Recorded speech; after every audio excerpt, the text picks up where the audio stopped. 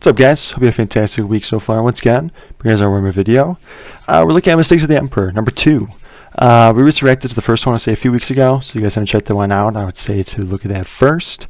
I'm excited for it. It's Old Man Reacts, so he's really good at what he does, so I'm expecting a high-quality video, and I mean, he's never disappointed me, so I'm looking forward to it. If you guys want to check out the original video, it'll be in the description, as always. I always encourage you guys to like and sub to these guys if you have not. They put a lot of time and effort into this stuff, and they deserve every little bit they get out of it, because if it wasn't for them, I couldn't do what I do now. I would never even begin to understand where to start in all this lore, so without them, I would have no idea. So make sure you guys show them some love. And if you guys enjoyed the reaction and you enjoy the content I have here, make sure you guys like and subscribe. I really appreciate it. Let's get to it.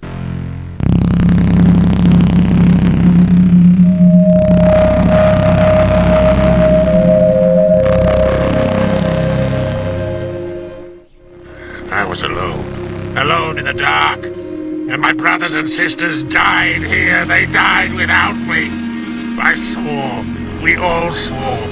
We swore to stand and fight and die. Together. Together. The Emperor. It's like Avatar now. High rider, dog filth. When Horus called, I gave my word. I gave my word because I lived when I should have died. That's no gift. He made me a traitor. He made me betray the only oath that mattered. I lived, and my brothers and sisters died here. Their bones left for the vermin, the wind, the snow.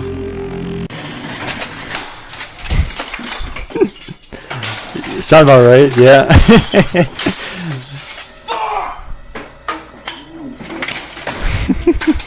That's a great way to do it. Nice. Angron is nothing more than a creature of rage, purely driven by hatred and the desire to destroy everything that the Emperor built. During the Horus Heresy, he gave himself fully to the blood god Khorne, and has remained in the service of the Chaos God since.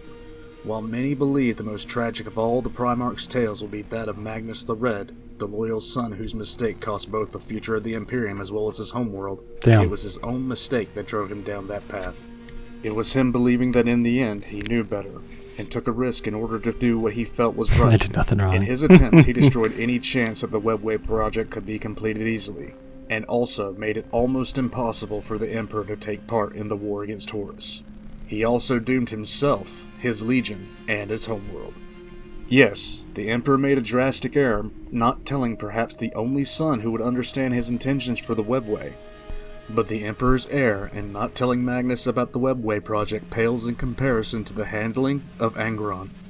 Not in universal impact, for Angron was simply one of 9 who turned on the Emperor, but personal impact. Of all the Primarchs who sided with Horus in the war, the only one who did not truly betray him in the end was John Cena! Give me a second. Nope, I can't. I just, no. No. When does this video come out? 2020. Come on. Come on. As I was saying, the only one of the Primarchs that did not actually betray the Emperor was Angron. Because you cannot betray someone if you have no loyalty to them in the first place.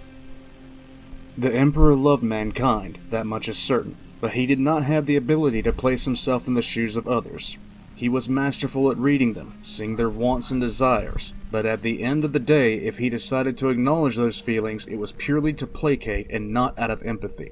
He had the ability to reason with even the most unreasonable.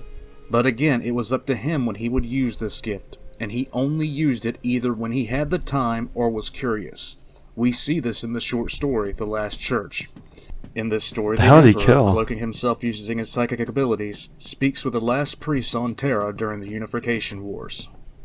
The Emperor, despite his vast knowledge and wisdom, was still trying to grasp why some humans clung to religion, even at the expense of their lives. He debated the priest for hours, deconstructing his arguments, promoting his own ideas. Even as the priest persisted in his faith, when the Emperor made the point that religion had been used to justify wholesale theft and genocide, That's basically what Warhammer's become now. Like if he was resurrected in some way, I mean, he's not. I mean, he's low key dead, but he's not dead. It's really weird. He's like skeletons, but he's still like consciously able to do the warp. I don't know. It's really weird.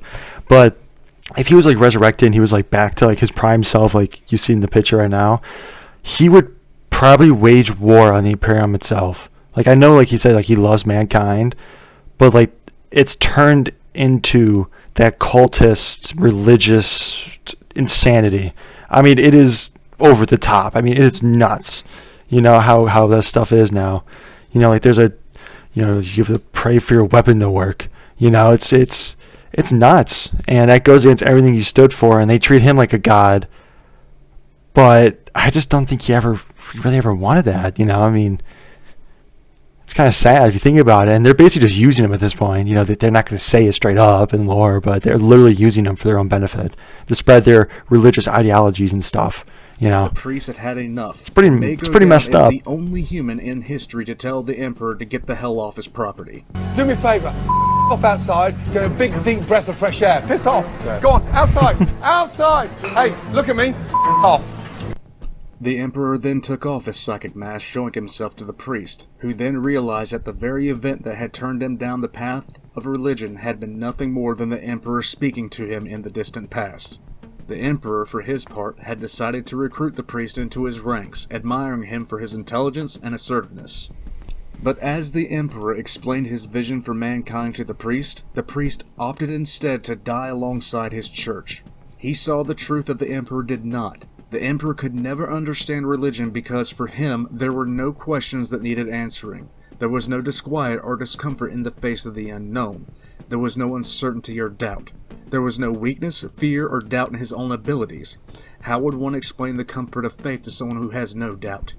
How would you explain the feeling of being weak to someone who has always been stronger than any adversary? Yeah. How do you explain the feeling of powerlessness to that which is almost all-powerful? But I feel like they justify using religion to justify their actions. Like heavily in Warhammer. Like heavily. It's like, you know, we believe in this. If you don't, you're 100% against us. There's no middle ground. Blah blah blah blah blah. Like they take that stuff to the extreme. At least from the stuff I've seen so far. I mean, it's all about like for the Emperor, for this, for that. You know, but it's just their religious beliefs in Warhammer are very over the top, if I could put it that way. I mean, it's nuts, and I'm a noob. I mean, if you guys been following my channel, you guys know that I'm a complete utter noob in Warhammer, and I have a understanding, at least enough of understanding, about how insane majority of the people are in this universe. I mean, it is like nuts. But you guys know that better than I do. Not understand faith. Crazy. Even though he actually wanted to, because the reasons that people turned to faith were completely absent from him. He lacked the context, and for some matters, context is all that matters. Yeah. Such was the case with Angron. In the older lore, Angron was a figure shrouded in a good deal of mystery. While it was clear he That's joined a big the man. Horus heresy and that he Small had head, been though. afflicted with something called the Butcher's Nails, not much else was known about him save for the fact that he was a demon primarch of Khorne, and that he was a mindless berserker. The Horus heresy has brought a good deal of backstory to this son of the Emperor, and while Magnus the Red has for a long time been considered the saddest story of all the Primarchs, Angron's own tale eclipses it tenfold. While Magnus fell by the need to save himself and his sons after an error in judgment, Angron was doomed from childhood, and the only one that could have saved him from the lot that fate had drawn for him only drove the blade in further, turning a dangerous wound into a mortal one. Damn. Many of the Primarchs and other figures within the early lore of 40k are based on religion, fiction, or real-life people. A few notable comparisons are that of Rabute Guilliman and Marcus Aurelius, Sanguinius and Jesus, Conrad Curse and Batman crossed with Vlad the Impaler, Lorgar with any fucktard in any family known to exist. Which every family does. Every family has a fucktard in it. And if you can't think of who it is, it's you. The list goes on. Angron had the most direct comparison with all of them, however, as his match in history is Spartacus.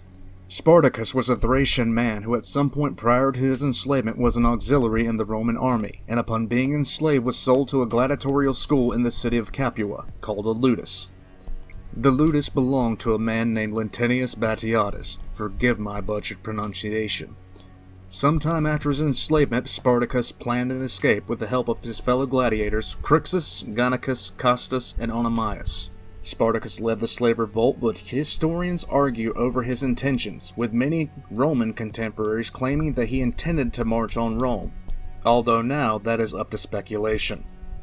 The numbers of Spartacus's army swelled as he marched towards Cisalpine Gaul, defeating 2 consular armies before having to fall back towards central Italy. The Romans placed command of the 2 defeated consular armies, as well as several thousand reinforcements, in the hands of Marcus Crassus. Jeez. Under Crassus's leadership, the Romans eventually drove the slave army until Spartacus brought his remaining strength to bear in the Battle of the Scilas River. Spartacus's entire army was defeated, but his body was never found, although all the contemporary historians claimed that Spartacus had been killed. With that out of the way, let us now look at the personal history of Angron. During the scattering of the Primarchs, thanks, Erda. So I'd like to thank my mom. Especially my mom. My mom. My mom. My mom. My mother. My mother, mi madre. I'm too pissed to give a shit, bitch! Bitch! Angron Probably would say. based on the world known as Syria, which was most likely in the Ultima Segmentum. Soon after he emerged from his gestation capsule, he was found by a local slaver, who found him almost mortally wounded and surrounded by multiple Xenos corpses. Oh my. The Primarch was subdued, chained, and enslaved, which even with the Primarch being so young would have been an impossible task considering their capabilities. We can only assume that he was barely clinging to life, and the slaver themselves used extensive failsafes to ensure the Primarch didn't add to his tally of bodies. The word used to describe the amount of the dead was scores, which usually means a group was Kitty did that, dude. At the very least, if the slaver was being completely honest with the number, the gross minimum number of Xeno dead at the hands of the newly emerged Primarch was 40. Oh my. Let us take a moment to admire the shit. sheer balls of this slaver, who came on a battlefield where there were a bunch of corpses, and in the middle of that was a large child who had apparently Not killed just him all with a rock corpses. in his bare hands. And instead of saying, "Fuck this shit, I'm leaving," he decided to enslave the child. To those who still haven't grasped what I'm saying the following. Primarchs are so powerful that one that at best could be compared to a 5-year-old human massacred upwards of 40 trained Xeno warriors. And who were these warriors that I speak of? The fucking Eldar. I'm sorry, you're One of the Holy shit! those knife-eared shits with the ability to see the future, snort a light of chems, and dreamed that Angron was going to turn into Mega Satan, and he decided to do something about it. Did he go all out? No. He literally had a vision that this kid was going to turn into Mega Satan, and instead of doing what any rational, advanced spacefaring civilization would do, and simply shooting giant fuck-off lasers from orbit on him until there wasn't an atom left, he just sent a bunch of infantry and thought, it'll be fine, before he fucked off back to lamenting about the time his great aunt shoved a pineapple up her ass and birthed a chaos god. That's fucking it. May the Emperor bless you all. If you guys don't know, I hate Slanesh. That's all. Right.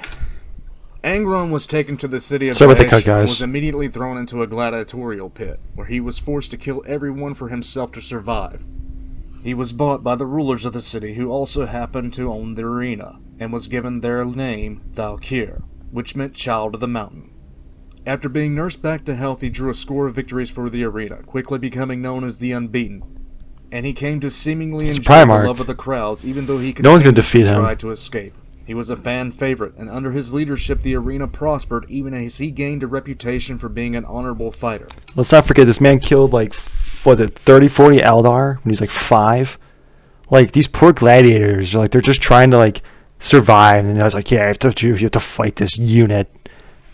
That sucks. An older There's nothing you gladiator can by do. the name of Onomius became his Nothing. mentor and father figure, and the two were paired as a seemingly father and son team, reaping a massive string of victories in the arena. He hated those who owned him, attempting to break out often, but he loved his fellow gladiators, often calling them his brothers and sisters. He was extremely attached to them, celebrating their victories and training them to be the best they could possibly be.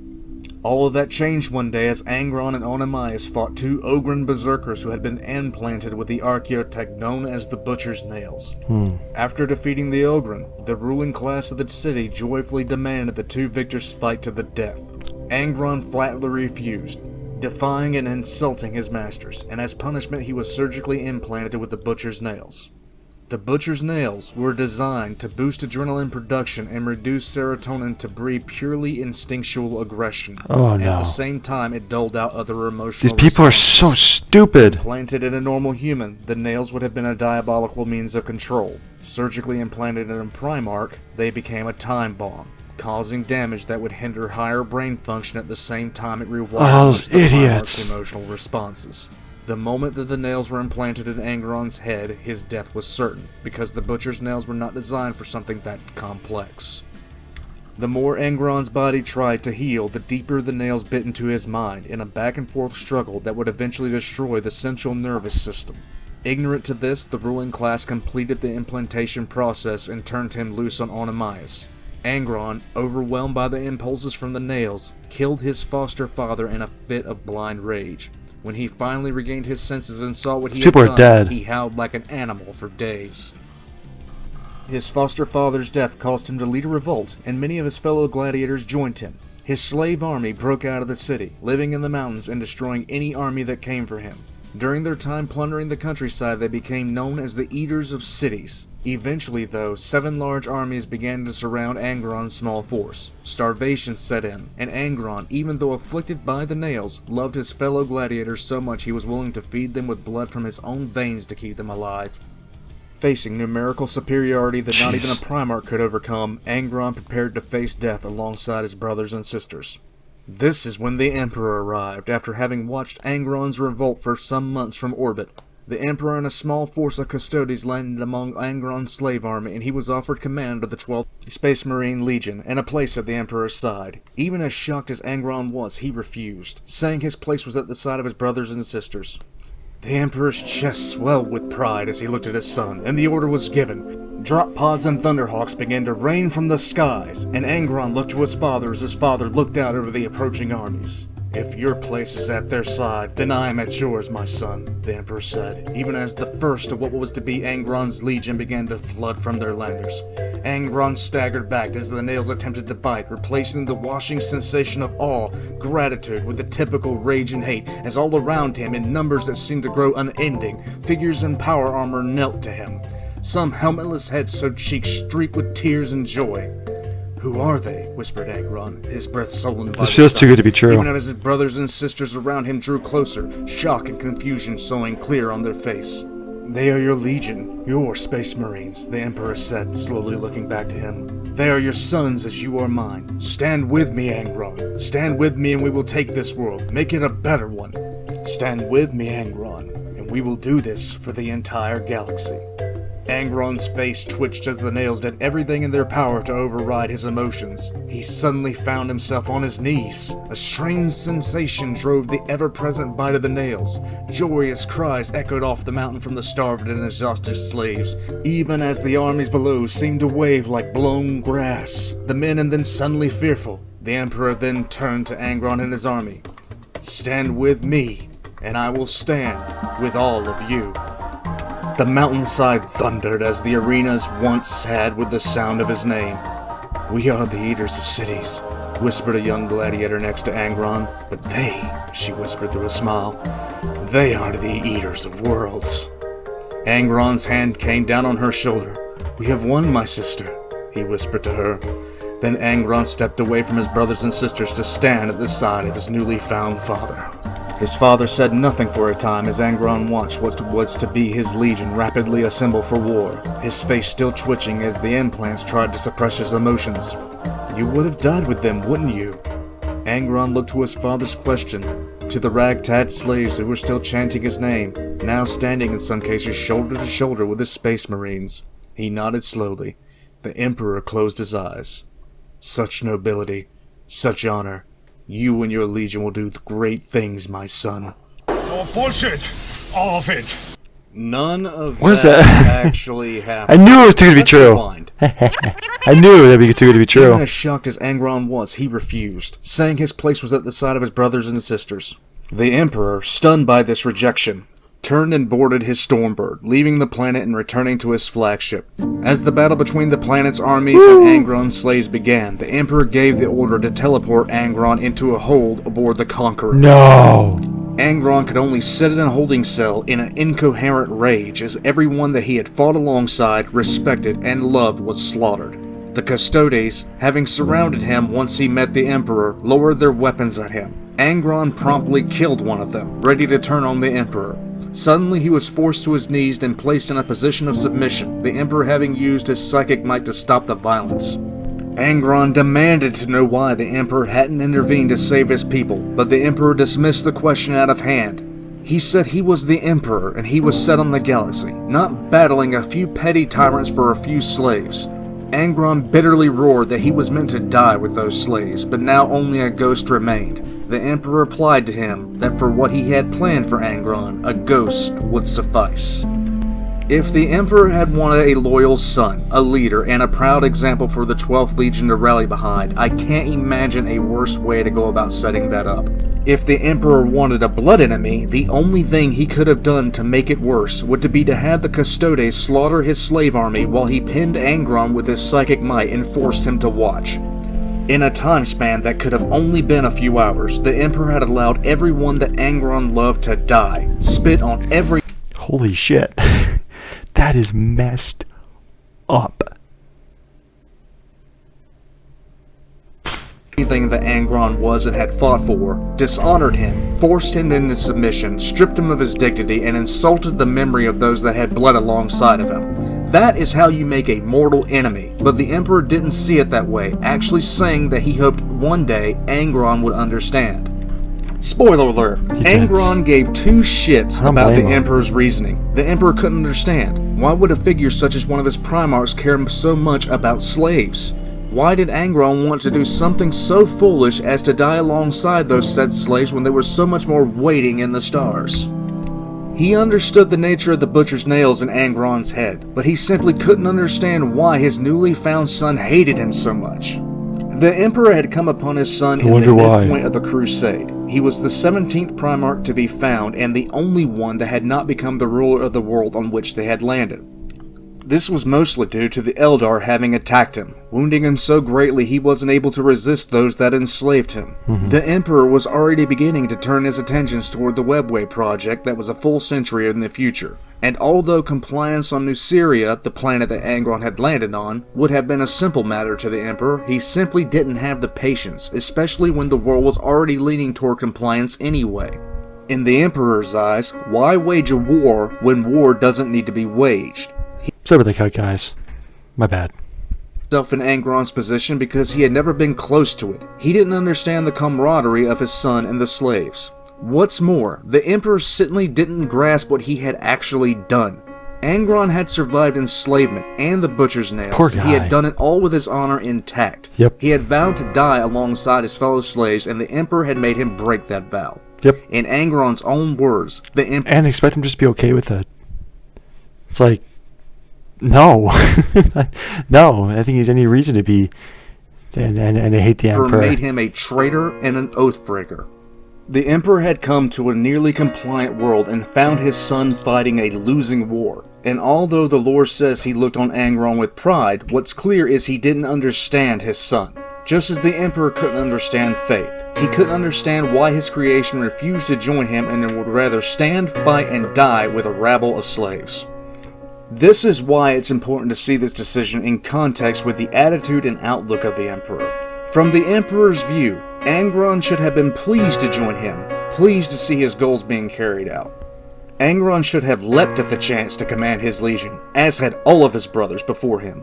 He shouldn't be angry over the deaths of some slaves. To the Emperor, what was the point? Humans died all the time. The Emperor was different. Angron was different. Why did his creation not see that? Finally, we come to the real heart of the matter. What happened to Angron afterwards when he traveled with the Emperor to Terra? Angron was dying from the effects of the butcher's nails, his advanced biology being the cause. The nails were degrading his mental facilities at a rapid pace, destroying his higher brain functions, and rewiring his emotional stimuli entirely. It was rapidly approaching the point where the mere act of living was pure agony to the Primarch. Almost all of the chemicals that dictated emotions had been deadened, except for anger, which flowed freely. Anger was the only thing the Primarch could take any sort of pleasure from. Everything caused Angron pain, even breathing. What's very telling is that the Emperor thought that he could remove the nails, but decided not to because of how difficult it would be, considering how integrated the implants were into Angron's mind. Please try. He chose not to in the end, because of the risk of losing one of his Primarchs that could, for the time He's gonna lose one regardless. being, still lead an army. You think he can lead an army? He can only feel rage. There's no higher brain function. Oh my gosh. It's such a stupid idea. Newly found Primarchs and their legions shadowed under another established Primarch and their legion, often to ensure that the newly found general understood how the Great Crusade was to be carried out. Not Angron, who was given direct control of his legion almost immediately upon leaving the Emperor's side on Terra. I discussed in detail in the first Voxcast that the Emperor viewed his son as tools. The Emperor saw Angron as a broken tool, and wanted to get as much use out of him as possible before the end.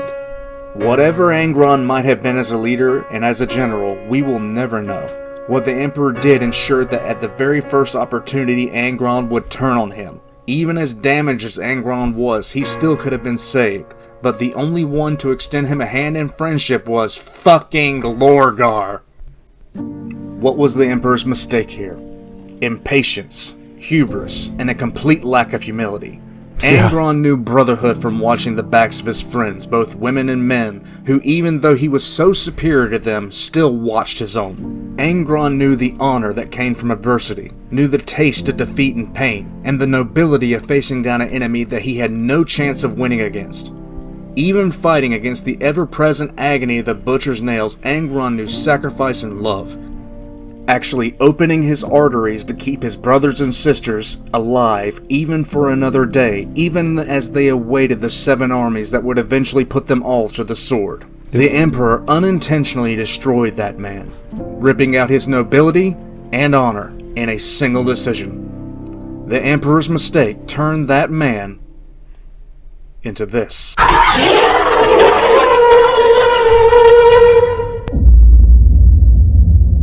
Damn.